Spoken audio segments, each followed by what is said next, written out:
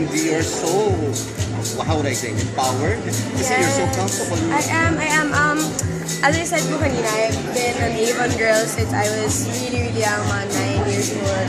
And I've grown up with Avon. And talagang binibigay nila sa'yo yung perfect na kailangan mo sa everyday, hindi lang sa paglalakad, sa sports, na mas kailangan mo ng support, sa dancing, mas kailangan mo rin ng security. It's all there, and Avon gives it. Kanina sinabi mo na okay ka.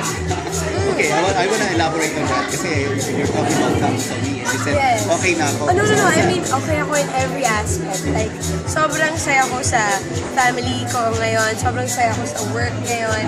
I am so blessed and so many opportunities. Love life. Hindi.